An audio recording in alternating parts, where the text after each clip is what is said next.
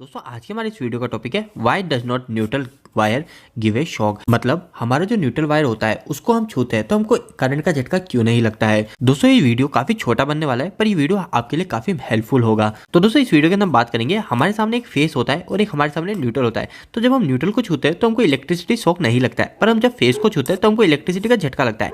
ऐसा क्यों होता है? तो दोस्तों इसको समझने से पहले सबसे पहले हम यह समझ लेते हैं कि हमको इलेक्ट्रिसिटी का झटका लगता कब है। तो दोस्तों सिंपल सी बात है, जैसे हमारा एक ये वायर है, इस वायर में अभी हमने किसी भी चीज को कनेक्ट नहीं कर रखा, पर अब समझ लेते हैं अब इसी वायर पे हम फेस जोड़ दिया। तो दोस्तों पहले इस पे कुछ भी कनेक्ट नहीं था, तब हम इसको छूते हैं तो ये एक नॉर्मल वायर है और हमको यहाँ पे इलेक्ट्रिसिटी शॉक नहीं लगेगा।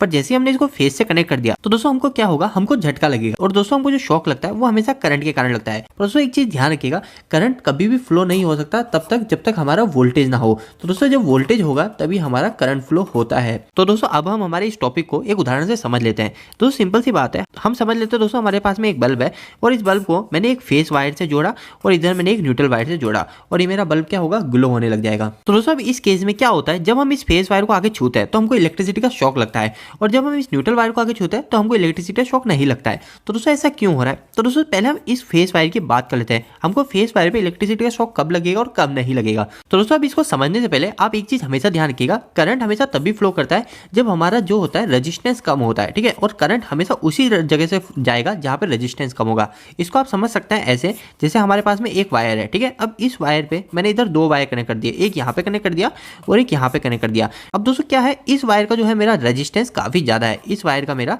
रेजिस्टेंस ज्यादा है और इस वायर का मेरा जो है रेजिस्टेंस कम है।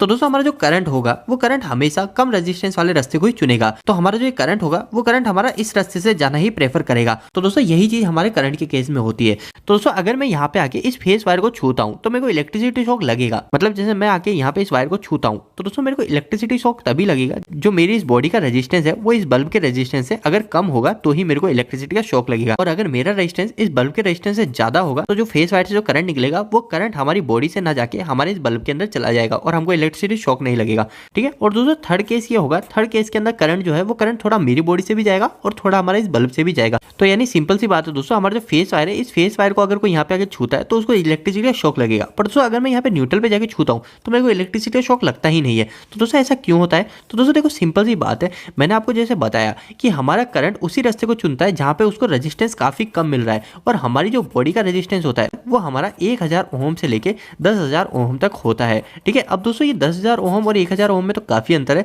तो दोस्तों ऐसा इसलिए होता है क्योंकि हमारी बॉडी का रेजिस्टेंस चेंज होता रहता है। कैसे चेंज होता है? अगर हमको थोड़ा पसीना आ रहा है तो उससे भी हमारी बॉडी का रेजिस्टेंस काफी चेंज हो जाता है। अगर हमने कुछ मेटल की चीज पहन रखी है, जैसे अगर आपने कोई कॉपर की रिंग पहन रखी है, तो भी हमारा जो रेजिस्टेंस है वो रेजिस्टेंस काफी कम हो जाएगा। तो दोस्तों ऐसे केस में हमारा जो बॉडी का रेजिस्टेंस है वो रेजिस्टेंस चेंज होता रहता है। पर दोस्तों हमारा जो न्यूट्रल का रेजिस्टेंस होता है वो न्यूट्रल का रेजिस्टेंस काफी कम होता है। कैसे कम होता है? तो दोस्तों ये जो हमारा जो न्यूट्रल होता है ये न्यूट्रल बनता कैसे है आपको पता है? हमारा न्यूट्रल जो होता है वो न्यूट्रल ट्रांसफार्मर से आता है।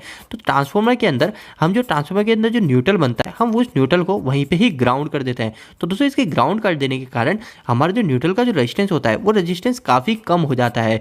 और आपने देखा है कि हम जो ग्राउंडिंग मानते हैं, हम जो अच्छी ग्राउंडिंग किसको मानते हैं? हम सबसे बेस्ट ग्राउंडिंग उसी को मानते हैं जिसका रेजिस्टेंस है वो रेजिस्टेंस 5 ओम 10 ओम से नीचे ही हो, हम उसी को ही अच्छी ग्राउंडिंग मानते हैं। तो दोस्तों अब आपको साफ क्लियर दिख रहा है कि हमारी बॉडी का रेजिस्टेंस तो 1000 ओम है और हमारे जो न्यूट्रल का रेजिस्टेंस है वो न्यूट्रल का रेजिस्टेंस है तो 5 से 10 ओम के बीच ही होता है। तो दोस्तों इसीलिए अगर मैं यहाँ पे आके इस न्यूट्रल वायर को छूता भी हूँ तो करंट मेरे को नहीं लगेगा, वो हमारा जो करंट है वो करंट न्यूट्रल वायर से जाके ग्राउंड हो जाएगा। तो दोस्तों अगर आपसे इसके बारे में कोई इंटरव्यू के अंदर या फिर नॉर्मल कोई क्वेश्चन करता है तो आपको उनको क्या जवाब देना है? तो दोस्तों आपको उनको सिंपल सा यही जवाब देना है कि हमारा जो करंट होता है वो करंट हमेशा उसी रास्ते को चुनता है जहां पर रेजिस्टेंस उसको कम दिखता है और हमारी जो बॉडी का रेजिस्टेंस होता है वो बॉडी का रेजिस्टेंस 1000 ओम या 10,000 ओम के बीच में होता है। और हमारा जो न्यूट्रल होता है वो न्यूट्रल हमारा ग्राउंड से जुड़ा होता है और हम जो अच्छी ग्राउंडिंग उसे ही मानते हैं जिसका रेजिस्टेंस 5 ओम से 10 ओम के बीच होता है।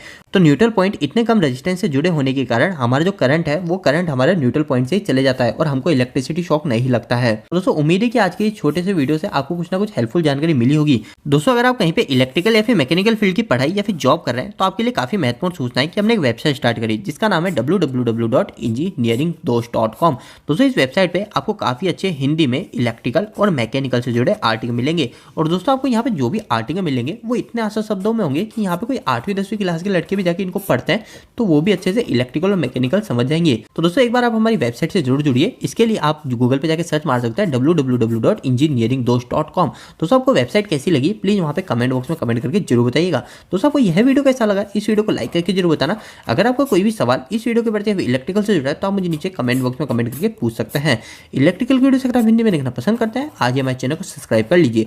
आज के लिए इतना ही, धन्यवाद।